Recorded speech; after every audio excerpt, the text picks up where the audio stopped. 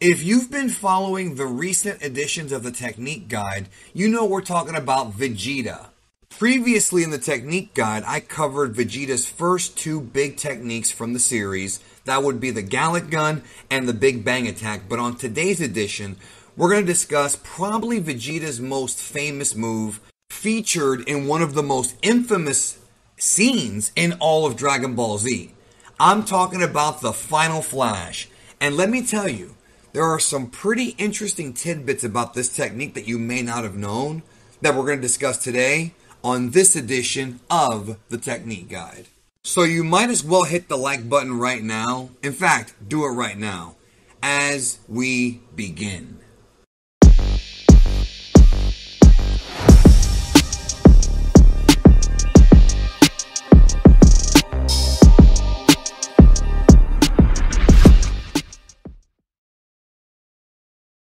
It's interesting when you look at the Final Flash in comparison to the Big Bang Attack and the Gallic Gun. All three moves are based in pure energy annihilation, but they also vary when it comes to speed and power. For example, the Big Bang Attack is more of a quick type of technique. Vegeta can muster up energy very fast, fire the ball, have it explode, and inflict major damage. The Gallic Gun, on the other hand, takes a bit more time to charge, but arguably has a bit more power behind it. But when it comes to the Final Flash, this one takes a much longer amount of time to charge because of the power that Vegeta puts behind it. This move is meant to annihilate even the strongest foes, even those who may appear to be stronger than Vegeta. That's right, the Final Flash can inflict damage on opponents that are stronger than the ones who use the technique. How is this possible? It has to do with the fact that, much like other energy gathering techniques, like, for example, the Genkidama and Force Spirit Fission, the amount of time it takes to charge is a huge difference and the key factor here. Vegeta takes as much energy as he could possibly muster up from within his own body. Unlike the Genkidama and Force Spirit, which use energy from other sources, this energy is purely all Vegeta's, but he musters up every single particle of ki in his body in order to form this technique properly. Which is why after Vegeta does the move, he is left not necessarily powerless, but he's definitely a lot weaker than he was prior to it because of how much of a strain it has on his body. We've talked about this in the past on previous videos, but if you understand how energy works in Dragon Ball, when a fighter is in combat, he uses ki not just to fire ki blast, but also to put power behind his blows and for defensive purposes too. If someone fires a ki blast at you, for example, if you raise your energy to create a barrier or even to protect your body, you will lessen the damage or maybe even block it all out. With the Final Flash technique, Vegeta uses everything but his own life energy to put so much into it to make sure that it will inflict the most amount of damage possible.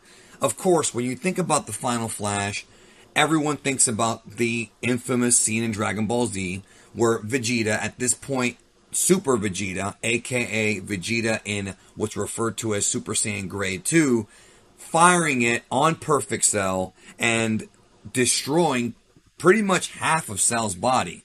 Of course, Cell did regenerate, so he didn't die, but one could make the argument that if Cell did not have Piccolo cells, he would have been history. And that argument has gone on for many years because of how much power Vegeta puts into this thing. If you've been a subscriber at Geekdom101 for any length of time, you know that I prefer watching Dragon Ball in its original Japanese version because the English dub is loaded with really bad script changes that quite frankly ruin the show for me. However, it doesn't matter what version of Dragon Ball you're watching, whether it be Kai, Z, dub, or sub, the Final Flash scene is one of the most epic Vegeta moments in Dragon Ball Z.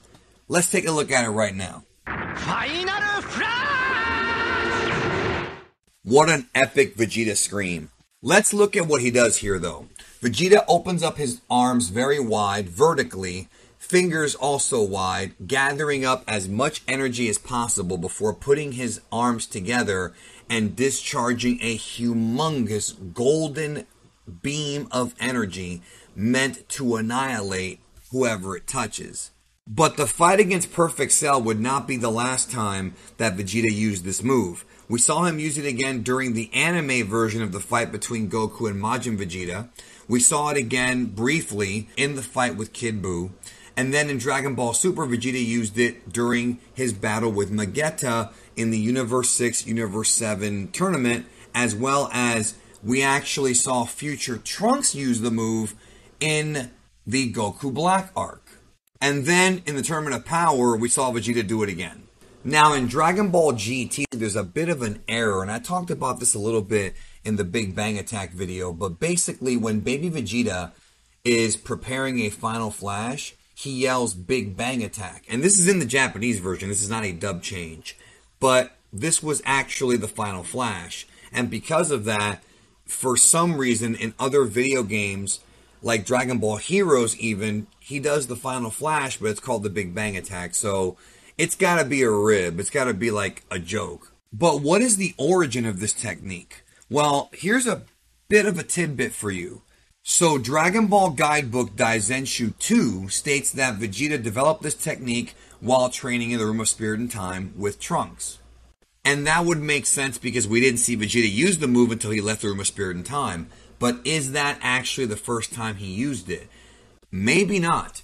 If you go back earlier into Dragon Ball Z, specifically when they were on Planet Namek and Vegeta was fighting Recoome in a knockdown, drag-out fight to the death, Vegeta does a technique with Vegeta's hand position and the way he charges up energy that looks remarkably like the Final Flash. Now, is this the Final Flash? Well, the color of the energy is different and it's not exactly performed the same, but the hand positioning and the way that Vegeta uses energy and of course the charge up time is remarkably similar. Therefore, one could make the argument that Vegeta was already developing the Final Flash even back then, but didn't have time to master the move until the Room of Spirit and Time. I mean, when you're in a time chamber for a year, you would think that that would be more than enough time for Vegeta to master this technique, and he does master it. In fact, he comes really close to killing Cell had it not been for Cell's regeneration. However, because of how powerful Cell was at the time, had he prepared himself properly by putting up a barrier, he would have probably survived it, but that's up for debate, and a debate for another day. And a side note about that whole Vegeta Recoome thing, some have listed this technique as being called the Final Crash, a precursor to Final Flash. I don't recall that being stated in any official source though, so please take that with a grain of salt. So to me, if you were to take these three moves and organize them by speed and power, the more powerful they are, the more time they take to charge. So it would go Big Bang at the beginning, Gallic Gun in the middle, Final Flash at the end. However, that's debatable because of the Big Bang's blast radius. They're similar moves, but they're different. Either way, the Final Flash is Vegeta's signature technique and probably his most famous move. Now wait, timeout. There is an upgraded version of the Final Flash that we really don't know too much about yet, but it's called the Gamma Burst Flash that Vegeta has used so far only in the Dragon Ball Super manga. Some have referred to this technique as the double Gallic Gun because the way that Vegeta's hands are positioned, it almost feels like a combination of a Gallic Gun and a Final Flash, but the Gamma Burst Flash, to keep it really simple, is just a much more powerful version of Final Flash that Vegeta developed in case of an emergency so that he wouldn't have to use the final explosion. We saw the Gamma Burst Flash in the manga of Dragon Ball Super, both in the battle with Zamasu in the Trunks arc, as well as attempting to eliminate Jiren in the Tournament of Power alongside Goku. This thing has an incredible level of power, but unfortunately, like the Final Flash, it leaves the user very exhausted because of how much energy he puts into it. But at the very least, the charge time is a lot shorter.